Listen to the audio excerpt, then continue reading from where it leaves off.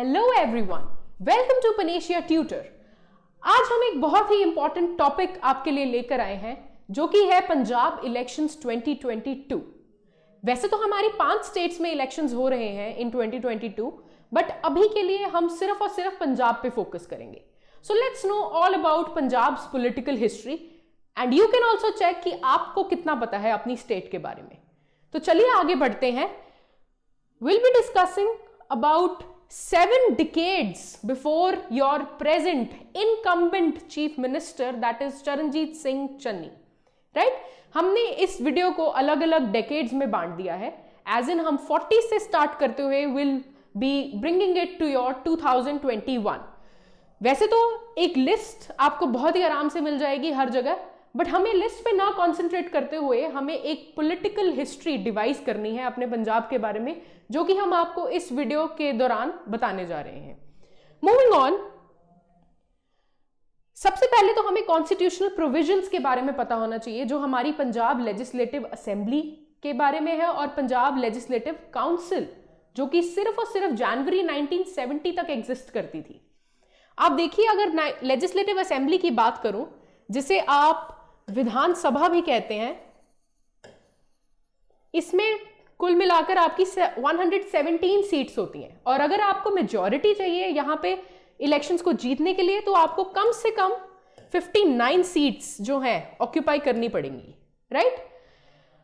Till 1970, अप्रैल 1952 में हमारे यहां लेजिस्लेटिव काउंसिल की भी प्रोविजन थी, एज इन लेजिस्लेटिव काउंसिल को आप विधान परिषद भी कहते हैं।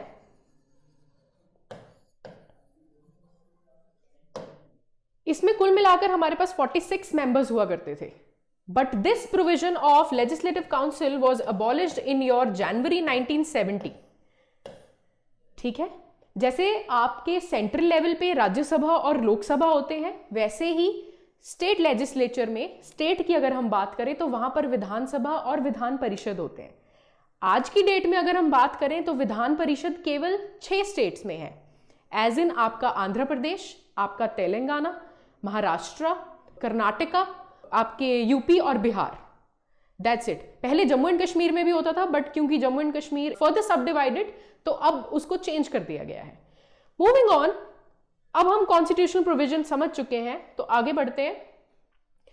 40s के पंजाब की बात करते हैं। 1947 में, जैसे कि आपको पता है कि हमारा देश आजाद हुआ था, तो मोहम्मद अली जिन्ना ने 1940s में 2 स्टेट्स की डिमांड की थी। One was your Pakistan and one was India. तो जो हमारा ग्रेटर पंजाब था, उसको हमें 2 हिस्सों में डिवाइड करना पड़ा, जैसे कि आप इस मैप में देख सकते हैं। One was your West Punjab, ये चला गया आपका पाकिस्तान वाली साइड, और एक था आपका ईस्ट पंजाब, ये चला गया आपका इंडिया वाली साइड।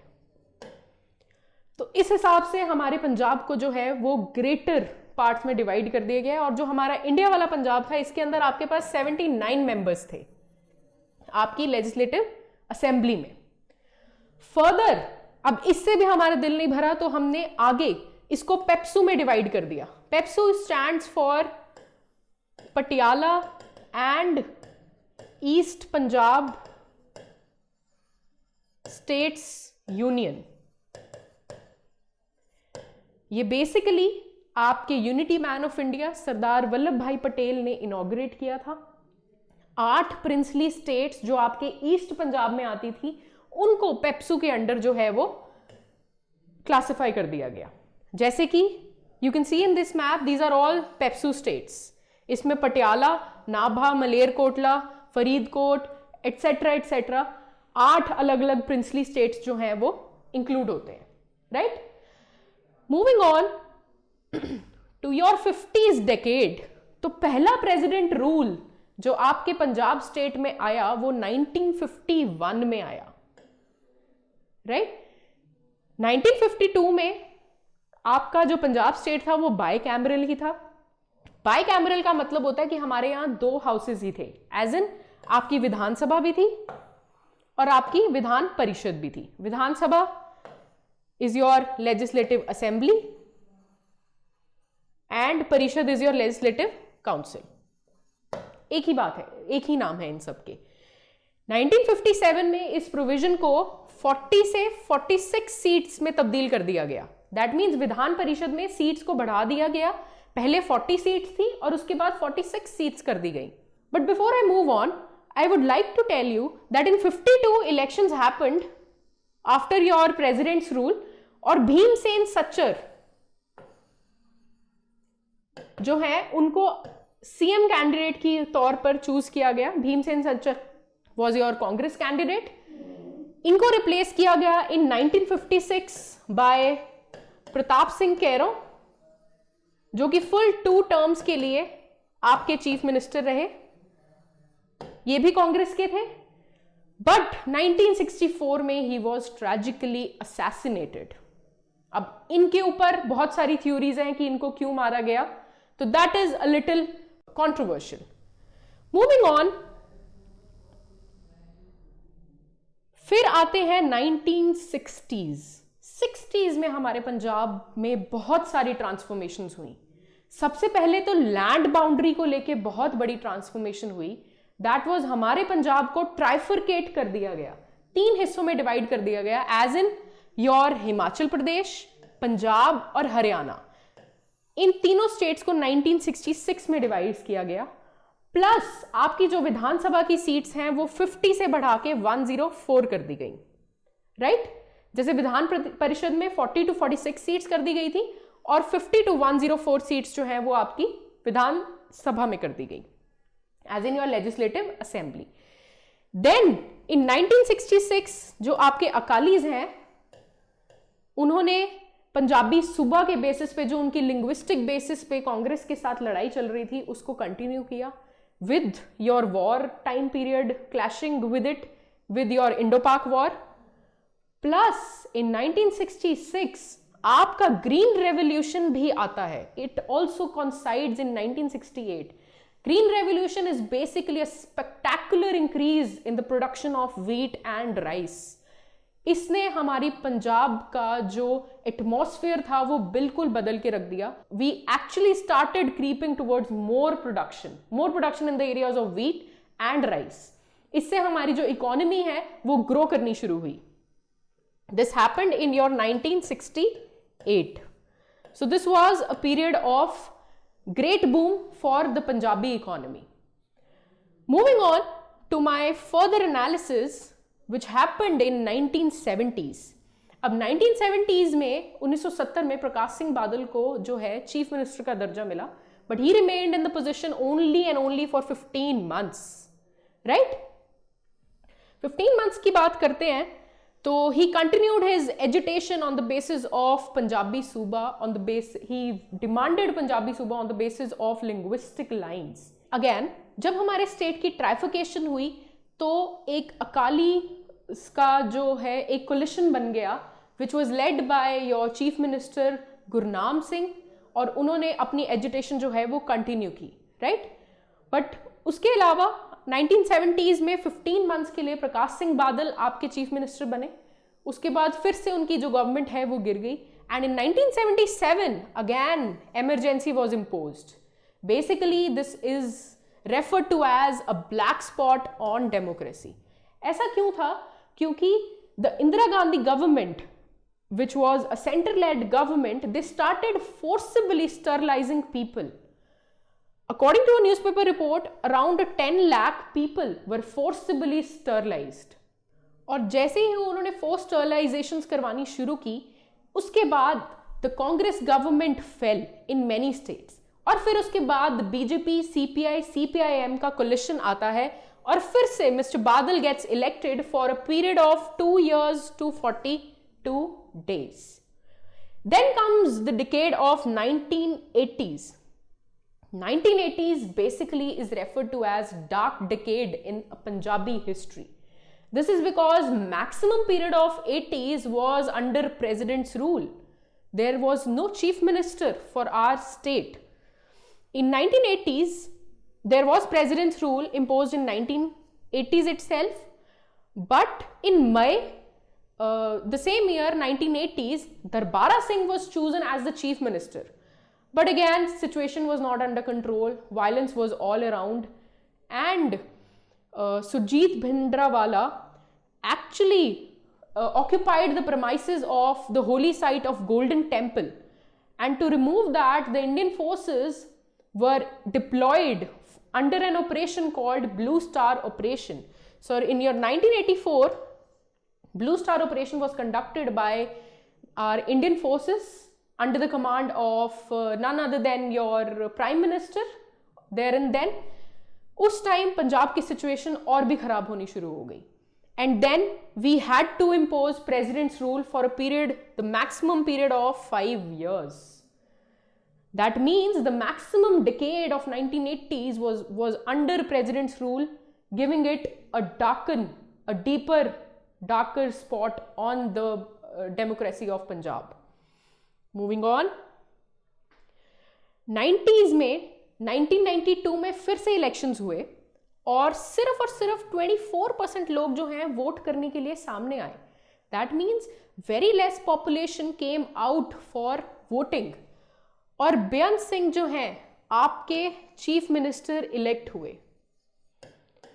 बट 1965 में पंजाब सेक्रेटरिएट में चंडीगढ़ में ही वॉज ट्रैजिकली असैसिनेटेड.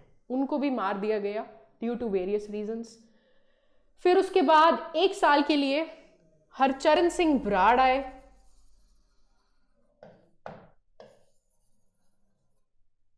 और उसके बाद 1 साल बाद आपको फर्स्ट लेडी सीएम मिली जिनका नाम है Rajinder Kaur Bhattal. She is the only lady CM that Punjab has got till date. But ये भी ऑफिस में सिर्फ और सिर्फ 1 साल के लिए रही. उसके बाद नेक्स्ट जो आपके चीफ मिनिस्टर आए दैट वाज प्रकाश सिंह बादल. बेसिकली 1996 मोगा डिक्लेरेशन में इन्होंने पंजाबी और पंजाबियत के इशू को ही आगे रखा और इसी के बेसिस पे अपनी फाइट जो है जारी रखी, and he one the elections in 1997. Plus इन्होंने फ्री पावर जो है फार्मर्स को सप्लाई करने के इनिशिएटिव से अपने इलेक्शंस जो हैं वो लड़े थे. Moving on to my next decade which covers your 2000s. In 2002 again Congress और सीपीआई लेड की कोलिशन गवर्नमेंट आई which was led by your captain Amarinder Singh. फिर से दोबारा 2007 और 2017 में मिस्टर बादल वॉज इलेक्टेड.